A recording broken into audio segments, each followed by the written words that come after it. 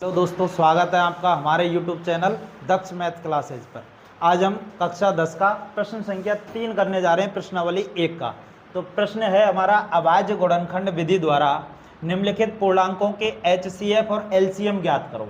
और पहला सवाल है हमारा 12, 15 और 21। तो ध्यान से देखना, हम पहला सवाल करने जा रहे हैं 12, 15 और 21।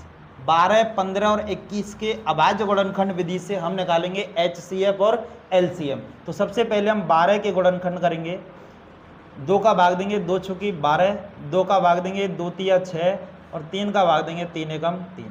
15 में जाएगा 3 का, 3 पंजे 15, 5 का भाग देंगे 5 एकम 5।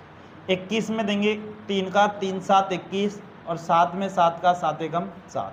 अब हम 12 के जो गुणनखंड आए हैं उनको लिख लेंगे। 12 के गुणनखंड आए हैं 2 गुणा 2 गुणा 3 और 15 के गुणनखंड आए हैं वो आए हैं 3 गुणा 5 और 21 के जो गुणनखंड आए हैं वो हैं 3 गुणा 7। अब हमें सबसे पहले निकालना है HCF। पिछली वीडियो में मैंने बताया था HCF निकालने का मतलब होता है हमें तीनों में जो संख्या कॉमन आ रही है उनको देखना है। तो देखो यहाँ 2 है लेकिन इन दोनों में 2 नहीं है, तो 2 कॉमन नहीं है तो 2 को नहीं लेंगे। इधर देखा मैंने 3 यहाँ भी है, यहाँ भी है, यहाँ भी है, इसका मतलब एक तो 3 कॉमन आ गया। उसके बाद देखेंगे 5 यहाँ है लेकिन इन दोनों में नहीं है, ऐसे ही 7 यहाँ तो है लेकिन इन दोनों में नहीं है। तो ओनली वन कॉमन क्या है हमारा 3, तो HCF हो जाएगा इसका 3। अगला निकालेंगे अपन LCM। LCM के लिए हमने हर एक संख्या को देखना है और ये देखना है जो संख्या ज़्यादा बार आई है उसको लेना है। जैसे यहाँ 2 बार 2 आया है और कहीं भी 2 नहीं है तो हम 2 बार 2 को ले लेंगे, 2 गुणा 2। ऐसे ही 3 को देखेंगे, 3 यहाँ एक बार है, यहाँ भी एक बार है, यहाँ भी एक बार है, तो कोई भी एक 3 ले लेंगे। उसके बाद 5 को देखेंगे, 5 भी एक बार है और 7 भी एक बार है। इन सब का कर देंगे गुणा। गुणा करो, 2 दूनी 4, 4 तिया होता है 12, 12 पंजे होता है 60, 60 का गुणा 7 से करते हैं तो आता है 420। ये इसका HCF हो जाएगा 3 और LCM हो जाएगा 420। अब नेक्स्ट क्वेश्चन नंबर 2 करेंगे हम। और क्वेश्चन नंबर 2 में संख्या दी गई है 17, 23 और 29। 17 एक अभाज्य संख्या है और अभाज्य संख्या में खुद का ही भाग जाता है तो 17 एकम 17। ऐसे ही 23 भी एक अभाज्य संख्या है, 23 में 23 का जाता है और 29 भी एक अभाज्य संख्या, 29 में 29 का। 17 के अभाज्य गुणनखंड होंगे 17 गुणा 1। जब कोई भी संख्या नहीं है तो 1 को लिख लेते हैं। 23 के होंगे 23 गुणा 1 और 29 के अभाज्य गुणनखंड होंगे 29 गुणा 1।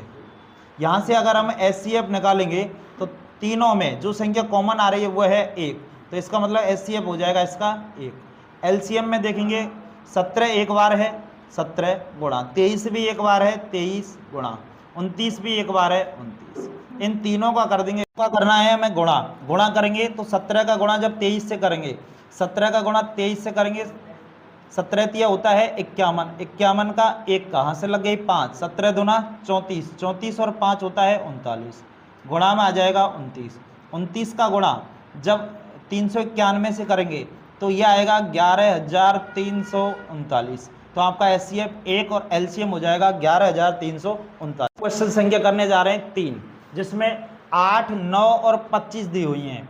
इनको हम अभाज्य गुणनखंड करेंगे। पहले 2 का भाग देंगे 2 चौका 8, 2 का भाग देंगे 2 दूनी 4 और 2 का भाग देंगे 2 एकम 2, 3 का भाग देंगे 3 तिया 9 और 3 का भाग देंगे 3 एकम 3। 25 में 5 का पचम 25 और 5 एकम 5। 8 के जो अभाज्य गुणनखंड आए उनको लिख लेंगे 2 गुणा 2 गुणा 2 और 9 के जो आए उनको लिख लेंगे 3 गुणा 3 और 25 के जो गुणनखंड आए उनको लिख देंगे 5 गुणा 5। फिर हमने यहाँ से देखा सबसे पहले HCF के लिए हमें तीनों में कॉमन देखना है।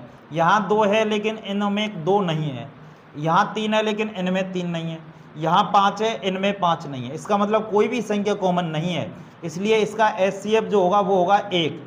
अगला निकालेंगे LCM के लिए देखेंगे सबसे ज़्यादा जो संख्या आ रही है उनका गुणा करना है। 2 देखो यहाँ 3 बार है, इनमें 1 भी बार नहीं है, तो 3 बार 2 का गुणा कर देंगे।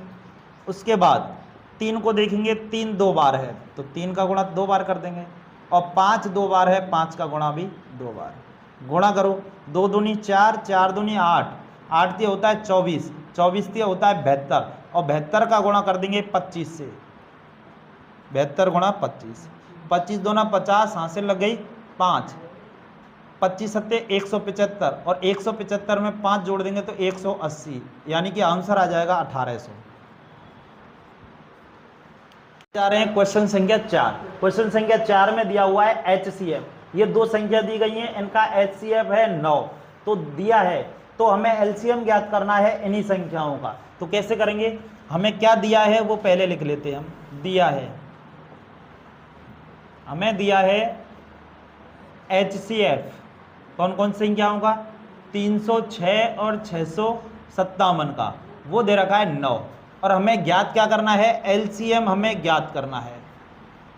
हम क्या जानते हैं, हम जानते हैं HCF और LCM में मैंने एक रिलेशन बताया था। हम ये जानते हैं कि जो दो संख्याओं का गुणनफल होता है, दो संख्याओं का गुणनफल वो बराबर होता है HCF गुणा LCM के। अब हम यहां से देख सकते हैं दो संख्याओं का गुणनफल, दो संख्या कौन कौन सी दी हुई है हमारी, 306 और 657, उनका कर देंगे गुणा, तो 306 गुणा 657 बराबर HCF का मान दे रखा है हमारा 9 गुणा LCM का मान ज्ञात करना है, तो LCM की जगह लिख देंगे अपन LCM। जब मुझे LCM का मान ज्ञात करना है तो LCM को एक साइड में छोड़ देंगे, 9 को इधर ले आएंगे, गुणा की संख्या आती है भाग में यानी कि बटे में, तो 9 आ जाएगा अपन का बटे में, बराबर आ जाएगा LCM। 9 का भाग देंगे, 9 से ये कट जाएगी संख्या, 9 एकम 9, 9 तिया 27, बच जाएंगे 3, ये 36 बन गया, 9 चौका 36, ये बन गया 34 गुणा 657 बराबर LCM। इनका गुणा करेंगे तो अपन का LCM का मान आ जाएगा। गुणा करो, 4 का गुणा 7 से 7 चौके होता है 28, हाथ से लग गई 2, 4 पंजे 20 और 2 हो जाता है 22, हाथ से लग गई 2, 4 चौकी 24, 24 और 2 हो जाता है 26। अब 3 का गुणा करेंगे, 3 7 21, हाथ से लग गए 2, 3 पंजे 15 और 2 17, हाथ से लग गई 1, 6 3 18 और 1 19। अब इनको जोड़ देंगे, 8 2 और 1 3, 7 6 13, हाथ से लग गई 1, 9 और 2 11 और 1 12, हाथ से लग गई 1, 1 और 1 2। तो अपन का LCM का जो मान है वो आ जाएगा 22,338। ये रहा इसका आंसर। क्वेश्चन संख्या 5। क्वेश्चन संख्या 5 दी हुई है हमें, जांच कीजिए कि क्या किसी प्राकृत संख्या n के लिए संख्या 6 की पावर n अंक 0 पर समाप्त हो सकती है। हमें ये दिया गया है कि अगर हम n की जगह कोई भी प्राकृत संख्या रखें, प्राकृत संख्या मतलब 1 से लेकर के और अनंत तक अगर हम कोई भी संख्या n की जगह रखें, तो ये जो संख्या 6 की पावर n है वो 0 पर समाप्त होगी या नहीं होगी। तो पहले तो हमें ये पता होना चाहिए कि कोई भी संख्या 0 पर समाप्त कब होगी। 0 पर कोई भी संख्या समाप्त तब होती है जब उस संख्या के गुणनखंड में कम से कम एक तो 5 आए और एक 2 आए, क्योंकि 5 और 2 का गुणा करने पर आता है 10। इसका मतलब लास्ट में 0 तभी बनेगा जब उस संख्या के गुणनखंडों में कम से कम एक 5 होना चाहिए और एक 2 होना चाहिए। तो हमसे पूछा है संख्या 6 की पावर n के बारे में, तो हम संख्या 6 के गुणनखंड करके देखेंगे, तो 2 का भाग देंगे 2 तिया 6 और 3 का भाग देंगे 3 एकम 3। इसके गुणनखंडों में 2 तो आ रहा है लेकिन 5 नहीं आ रहा है, इसलिए हम बोल सकते हैं कि संख्या 6 की पावर जो n है वो कभी भी किस पे समाप्त नहीं होगी, 0 पर समाप्त नहीं होगी। तो इसको हमें लिखना कैसे है वो देखो, सॉल्यूशन में हम लिखेंगे संख्या 6 की पावर n अंक 0 पर समाप्त नहीं हो सकती, नहीं हो सकती है, क्योंकि किसी भी संख्या को 0 पर समाप्त होने के लिए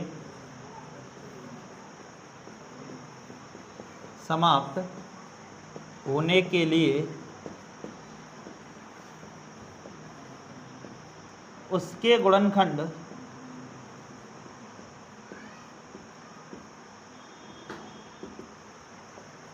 2 गुणा 5 की पावर n के रूप के होने चाहिए,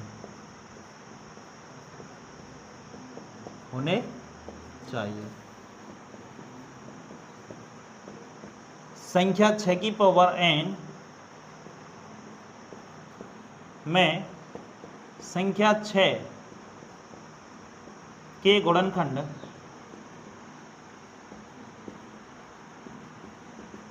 2 गुणा 3 के रूप के हैं।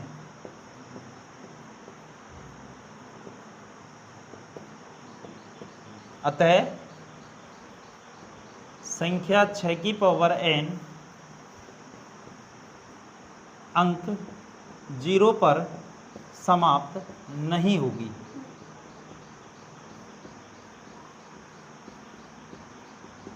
अब ध्यान से समझना मैंने क्या लिखा है। मैंने जो समझाया था वही लिखा है। मैंने क्या बोला, संख्या 6 की पावर n अंक 0 पर समाप्त नहीं हो सकती है। क्यों नहीं होगी?